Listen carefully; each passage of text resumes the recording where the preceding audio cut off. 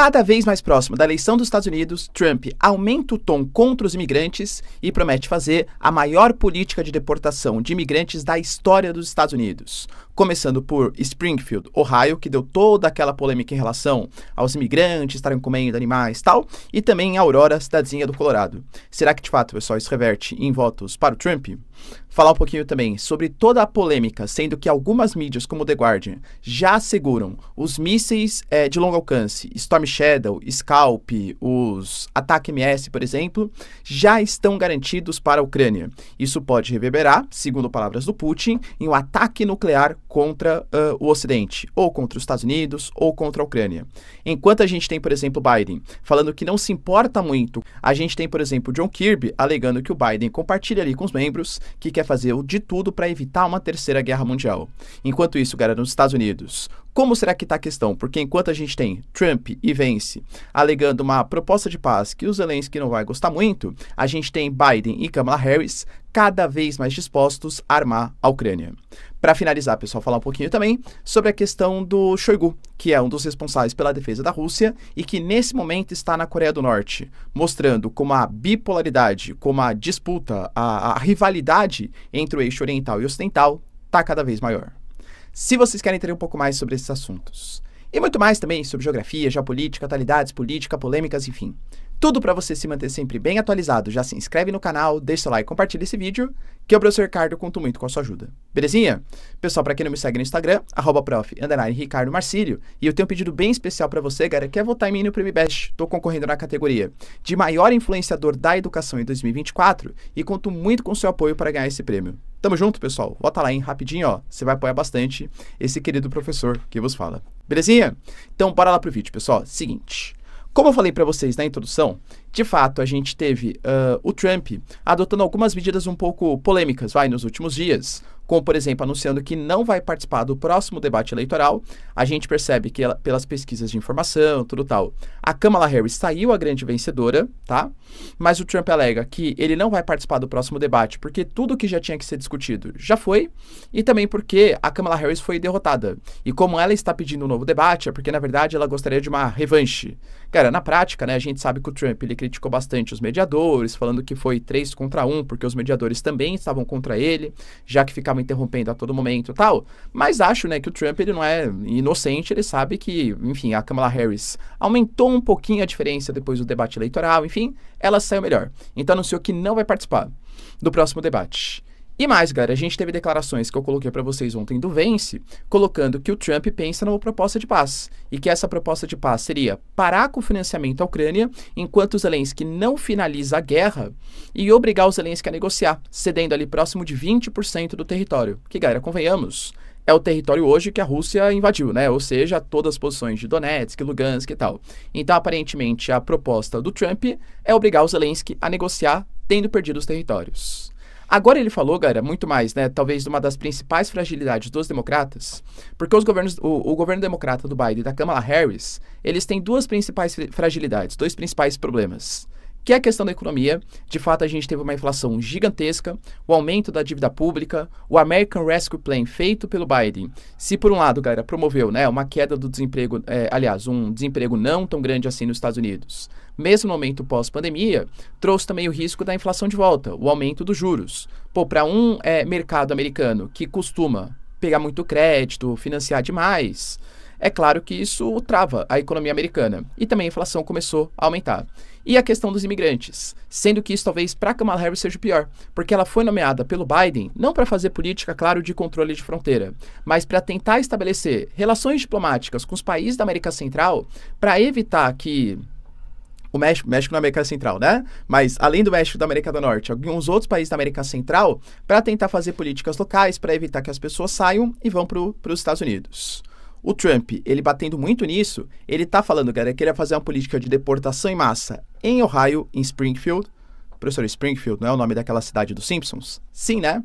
Aliás, o criador dos Simpsons, ele até fala, galera, que ele deu o nome de Springfield para a cidade, porque existem, se não me engano, 17 cidades chamadas de Springfield nos Estados Unidos. Então seria assim, tipo, a gente não sabe exatamente onde tá, né? Mas enfim, uma das Springfields que existe é Ohio. E teve toda aquela polêmica, por exemplo, na próprio debate dos Estados Unidos, que o Trump falou que existem imigrantes que estão comendo animais, que estão comendo cachorros, comendo gatos, e isso começou a virar um meme nos Estados Unidos, com celebridades colocando, com a Taylor Swift fazendo críticas, com aquele menininho, que hoje não é mais menininho, né, do Sexto Sentido, também fazendo uma crítica, colocando um cachorro no banquete e tal, porque se trata, galera, de uma fake news. Isso dito por pessoas dos Estados Unidos. A gente teve até um cantor, né, o John Legends, que ele é originário de Springfield, falou também que é mentira, a prefeitura local, alegando que isso é uma perseguição contra os imigrantes, principalmente os haitianos.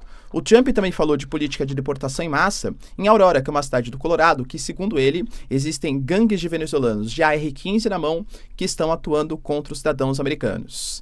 E aí, de novo, né? Minha opinião, tá?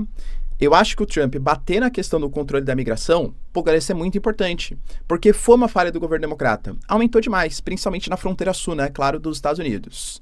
Só que, ao mesmo tempo, se ele começa a colocar a cidade está controlada por imigrantes venezuelanos, que existem haitianos, comem cachorro, galera, isso meio que joga contra ele, na minha opinião, tá? Porque é um tema sério, é uma falha dos democratas, só que ele super exagera compartilhando fake news ou super exageros, e isso vai ser usado pelos democratas até como mote de campanha.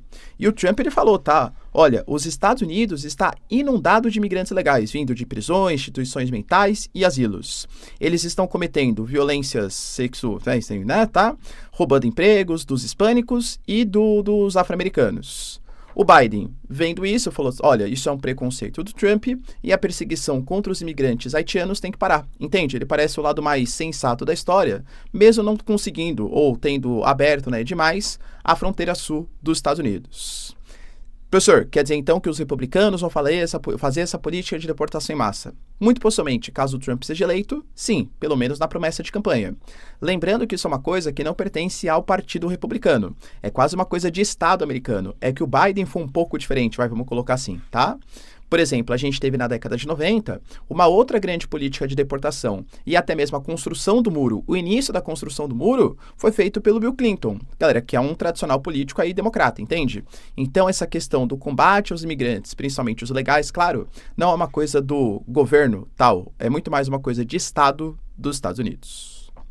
A gente teve também, pessoal, notícias importantes sobre reuniões. A reunião que está acontecendo entre Keir Starmer, David Lammy, em conjunto com Biden. Até fotinho oficial ali foi tirada.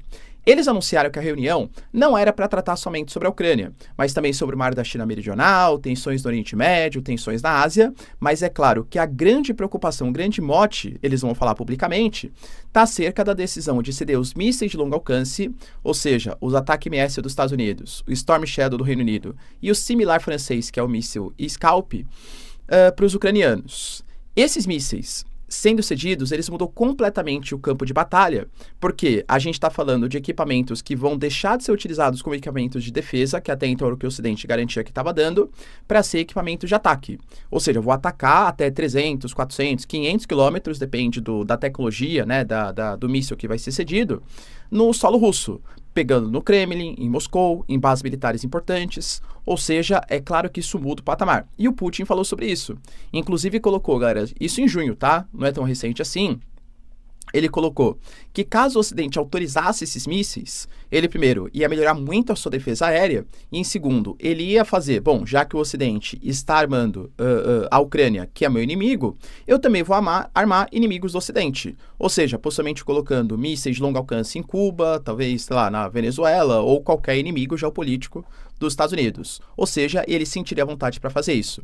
Fora que ele falou que é uma linha vermelha que está sendo passada.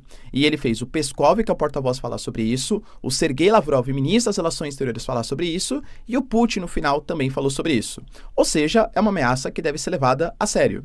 Tanto que, por exemplo, o Robert Kennedy Jr., que era candidato à presidência há pouco tempo atrás, ele abandonou e agora está apoiando o Trump, ele já deixou bem claro, galera, que o Biden e o John Kirby, né, o Anthony Blinken, por exemplo, eles têm que parar com essa política agressiva, colocando Blinken e Biden, pare com isso, isso é uma escalada imprudente.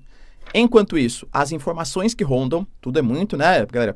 Assim, a gente vê no New York Times, no The Guardian e tal, é que aparentemente a vontade maior está no Reino Unido, para que o Reino Unido apoie a decisão. Por isso que o Keir Starmer e o David Lammy foram em direção aos Estados Unidos, para pedir para que os americanos autorizem o uso dessas armas. Enquanto a gente tem declarações da Casa Branca falando que a posição não muda, pelo menos nesta sexta-feira, as informações extraoficiais dão conta que isso já foi autorizado os mísseis de longo alcance a serem utilizados contra os russos. Vamos lá, galera. O Biden, ele se pronunciando oficialmente, porque aí tiveram repórteres, né? Mas Biden, você não tem medo das declarações do Putin e tal? Falou assim, olha, o Putin não é uma preocupação dos Estados Unidos. Na verdade, o Putin é que tem que se preocupar com os americanos e não nós, norte-americanos, nos preocuparmos com o Putin. Em compensação, a gente tem, por exemplo, o John Kirby falando que leva essas ameaças a sério e que isso pode ser muito perigoso, inclusive, para a possível, uma eventual terceira guerra mundial. Aparentemente, cara, o que eles estão esperando para fazer o anúncio, pelo menos segundo o The Guardian, é porque eles vão fazer o anúncio público que os mísseis de longo alcance vão ser autorizados, mas em conjunto com uma espécie de proposta de paz ou algum tipo de negociação para que a Rússia aceite, olha, Rússia, a gente vai ceder os mísseis de longo alcance, só que se vocês assinarem esse documento ou se comprometerem a fazer algum tipo de proposta de paz, a gente não cede e a gente finaliza aqui o acordo, a guerra. Se isso vai rolar ou não, galera, de novo, a gente tem que aguardar cenas dos próximos capítulos. Mas o próprio The Guardian, mentira, foi o New York Times, tá? Ele fez uma reportagem ali que ele era bem interessante, colocando que existem alguns probleminhas em relação à cessão desses mísseis.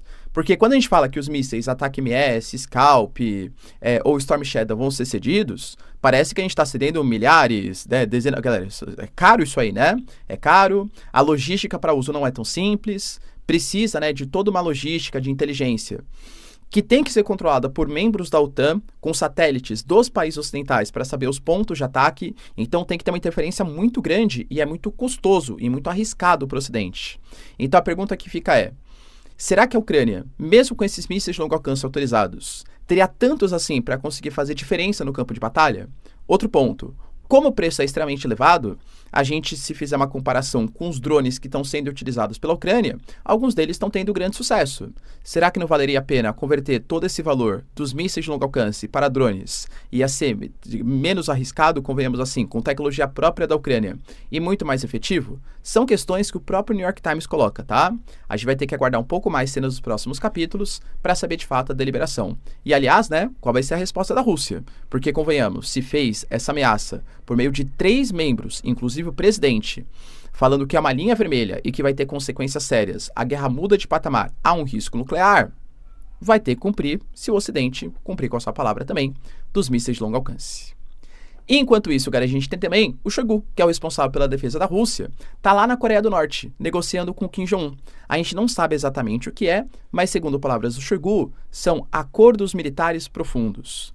Vale lembrar que a gente teve também no passado recente um acordo de defesa mútua. Além da transferência de tecnologia, um acordo de defesa mútua que garante que caso a Rússia seja atacada, a Coreia do Norte entraria na guerra e caso a Coreia do Norte fosse atacada, a Rússia também entraria no conflito em favor dos norte-coreanos. A gente sabe que a Coreia do Norte ela tem uma capacidade gigantesca, um inventário muito grande, porque está em guerra desde 1950. A guerra acabou, entre aspas, em 53, mas não foi o fim da guerra, foi só um armistício, uma espécie de cessar-fogo, mas continua se armando demais.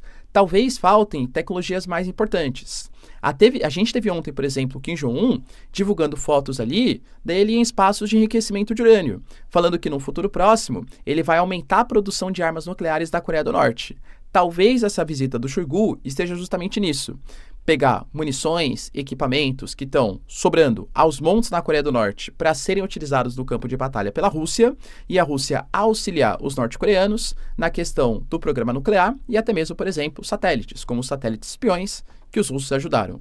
De qualquer jeito, galera, percebam como tem 2 mundinhos ficando cada vez mais unidos. O Ocidente contra o Oriente. E o Brasil, hein, pessoal? Que lado que tá nessa, hein? Deixa nos comentários, quero saber sua opinião. No mais, se vocês curtiram o vídeo, tamo junto, beijos, abraços e tchau, tchau.